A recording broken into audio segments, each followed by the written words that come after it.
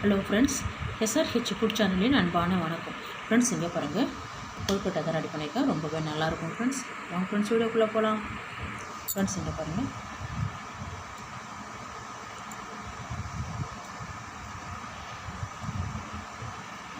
நல்லா நைஸாக இருக்கும் சாப்பிட்றதுக்கு. இங்கே பாருங்கள்,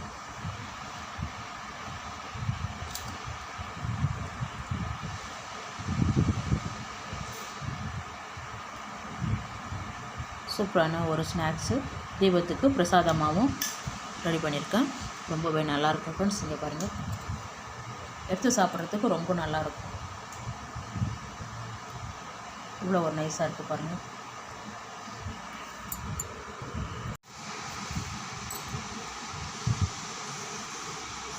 பாருங்கள், மேலெல்லாம் அவ்வளோ ஒரு நைஸாக இருக்கும். நடுவில் பாருங்கள் பூர்ணத்து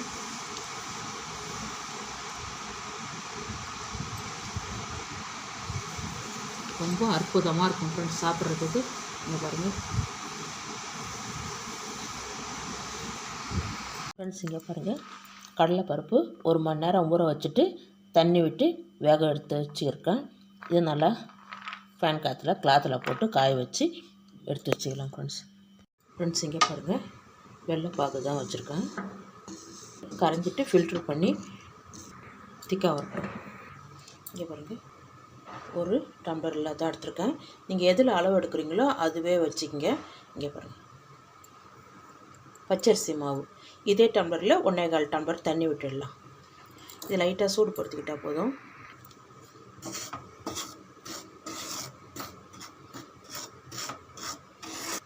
இங்கே பாருங்கள், இந்த அளவுக்கு இருந்தால் போதும்.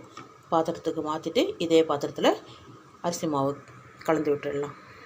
இங்கே பாருங்கள், கடலை பருப்பெல்லாம் நல்லா காஞ்சிடுது. ஜாரில் சேர்த்துறேன். கொரப்பாக பல்ஸ் மோடில் அரைச்சிடலாம் ஃப்ரெண்ட்ஸ். இங்கே பாருங்கள்,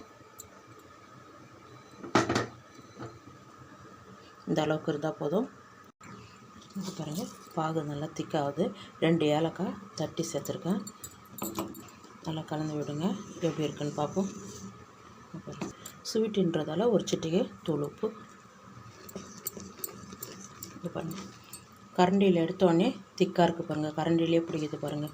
இந்த அளவுக்கு இருந்தால் போதும். இங்கே பாருங்கள், நம்ம அரைச்சி வச்சுருக்கிற கடலைப்பருப்பை அப்படியே கொட்டிவிடுங்க.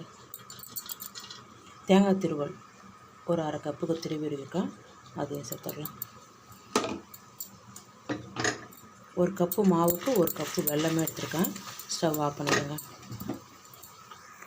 ஃப்ரெண்ட்ஸ். இங்கே பாருங்கள், ஆறு எடுத்துன்னா நமக்கு பூர்ணம் பிடிக்க சரியாக இருக்கும். இங்கே பாருங்கள், 1.25 டம்ளர் தண்ணி விட்டுருக்கேன். இந்த மாவுக்கு மட்டும் தூள் உப்பு சேர்த்துக்கோங்க. 1 டீஸ்பூன் எண்ணெய். தண்ணி நல்லா கொதிக்கட்டும். தண்ணி நல்லா கொதிக்குது. நம்ம எடுத்து வச்சுருக்க மாவை அப்படியே சேர்த்து கலந்து விட்டுடலாம். ஸ்டவ் ஆஃப் பண்ணிவிடுங்க. கரெக்டாக இருக்க பாருங்கள்.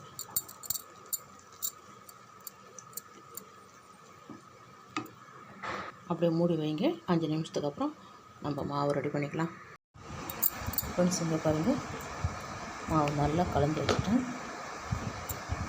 நமக்கு கொழுக்கட்டைக்கு எந்த அளவுக்கு வேணுமோ அந்த அளவுக்கு உருண்டை எடுத்துக்கலாம். இங்கே பாருங்கள்,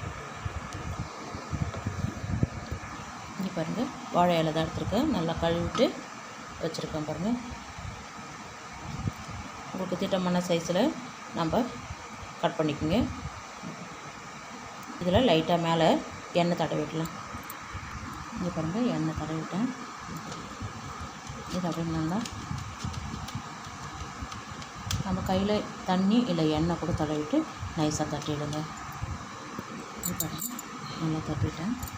நம்ம ரெடி பண்ண இந்த பூரணத்தை எடுத்து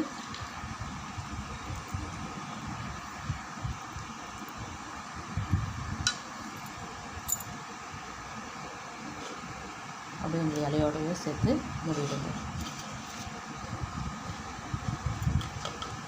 இதே மாதிரி எல்லாமே ரெடி பண்ணிடலாம் ஃப்ரெண்ட்ஸ். எல்லாமே ரெடி பண்ணிட்டேன். இட்லி பாத்திரத்தில் தண்ணி வச்சுருக்கேன். தண்ணி நல்லா கொதிச்ச பிறகு மூடுங்க. நம்ம ரெடி பண்ண வாழை இலையில் வச்சுருக்கிறத அப்படி ஒன்று ஒன்றா வச்சுருக்கேன். இங்கே பாருங்கள், ரெண்டாக தான் வைக்க முடியுது. அது மூடி வைங்க. இது வந்த வரைக்கும் அடுத்தது வச்சுக்கலாம். 10 நிமிஷம் வேகட்டும் ஃப்ரெண்ட்ஸ். சூப்பராக ரெடி எடுத்துடலாம் ஃப்ரெண்ட்ஸ். இங்கே பாருங்கள் ஃப்ரெண்ட்ஸ், எடுத்துட்டேன். சூப்பராக இருக்குது பாருங்கள். வாங்க ஃப்ரெண்ட்ஸ், சாப்பிட போகலாம்.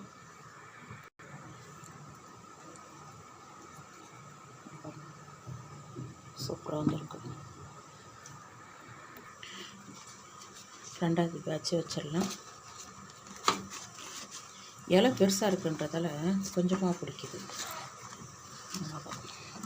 அப்படியே மூடி வச்சிடலாம்.